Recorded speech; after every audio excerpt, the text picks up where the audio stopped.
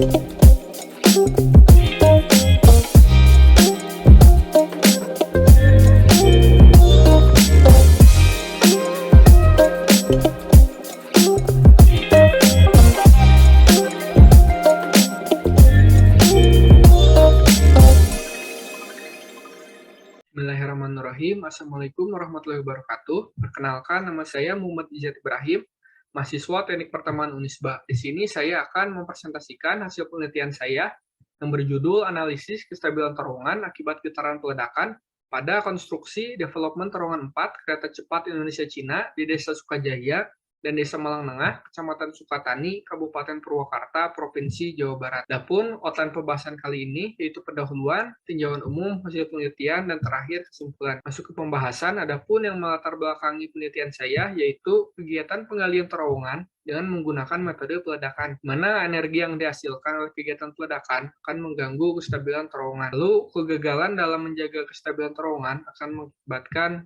ambruknya dinding terowongan. Adapun tujuan penelitian yaitu mengetahui kestabilan terowongan tanpa penyangga, mengetahui kestabilan terowongan setelah disangga, dan juga mengetahui kestabilan terowongan akibat getaran peledakan. Lalu untuk lokasi penelitian berada di Kecamatan Sukatani, Kabupaten Purwakarta, Provinsi Jawa Barat. Masuk ke hasil penelitian, di mana untuk hasil pengamatan getaran memiliki 3 data, yaitu data PPA, jarak, dan juga bahan peledak. Masuk ke penentuan nilai scale distance, di mana menggunakan persamaan Abrasi Hendron tahun 1968 didapatkan untuk lokasi outlet maksimal 59,846 dengan minimal 18,18, sedangkan untuk lokasi inlet memiliki nilai scale distance sebesar 65,046 dengan minimal 8,734. Lalu prediksi nilai PPA, di mana menggunakan persamaan Abrasi Hendron tahun 1968, di mana sebelumnya dilakukan pengolahan untuk mendapatkan grafik hubungan antara PPA terhadap scale distance, sehingga didapatkan nilai prediksi nilai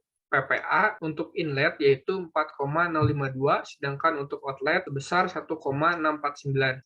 Selanjutnya terdapat peta penampang geologi, di mana untuk inlet terowongan didominasi oleh satuan batuan slightly weathered andesite, sedangkan untuk outlet memiliki satuan batuan moderately weathered andesite. Selanjutnya terdapat parameter kekuatan massa batuan. Lalu hubungan kekuatan massa batuan terhadap regangan, di mana untuk inlet dengan nilai kekuatan 13 MPa didapatkan persen strain sebesar 0,5%, sedangkan untuk outlet dengan nilai 2,7 MPa didapatkan persen strain sebesar 0,8%. Selanjutnya terdapat geometri terowongan dengan panjang 16,2 meter serta tinggi 14 meter. Selanjutnya terdapat input dalam pemodelan numerik, di mana terdapat define material properties untuk kondisi inlet dan juga outlet, kemudian define linear properties atau penyangga yang digunakan, selanjutnya seismic loading atau faktor getaran peledakan.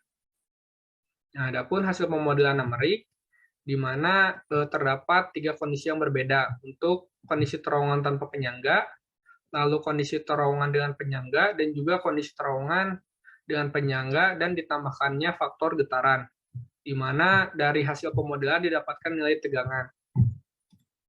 Nah, selanjutnya terdapat nilai faktor keamanan, di mana menggunakan persamaan Moholt-Coulomb, di mana menurut Binewski tahun 89, untuk FK yang kurang dari 1 itu kondisi terowongan tidak stabil. Sedangkan untuk FK yang sama dengan 1, kondisi terowongan kritis.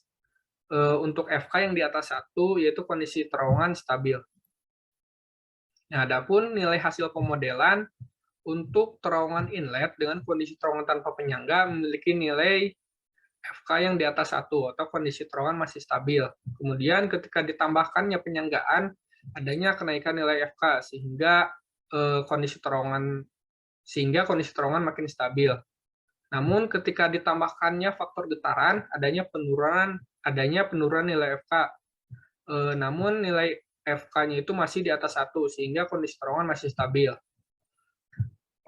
Kemudian untuk pemodelan terowongan outlet dengan kondisi terowongan tanpa penyangga, adanya faktor keamanan yang kurang dari 1, yaitu pada dinding kanan dan juga dinding kiri, sehingga kondisi terowongan dalam keadaan kritis. Kemudian ketika ditambahkannya penyanggaan, adanya kenaikan nilai FK sehingga kondisi terowongan masih stabil. Kemudian ketika ditambahkannya faktor getaran, adanya penurunan nilai FK. Namun kondisi terowongan masih dalam keadaan stabil karena memiliki nilai FK yang di atas 1. Nah, adapun kesimpulan dalam penelitian ini yaitu berdasarkan hasil pemodelan numerik kondisi terowongan inlet sebelum disangga berdasarkan nilai faktor keamanan, tegangan geser, dan juga perpindahan vertikal masih dalam keadaan stabil. Sedangkan pada terowongan outlet, pada kondisi sebelum disangga, masih terdapat bagian yang belum stabil, yaitu pada dinding kiri dan juga dinding kanan terowongan. Kemudian, kondisi terowongan setelah dilakukan penyanggaan, baik itu terowongan inlet ataupun outlet, adanya peningkatan nilai faktor keamanan, dan juga penurunan nilai regangan geser, serta perpindahan vertikal, di mana kondisi si terowongan dikategorikan masih stabil.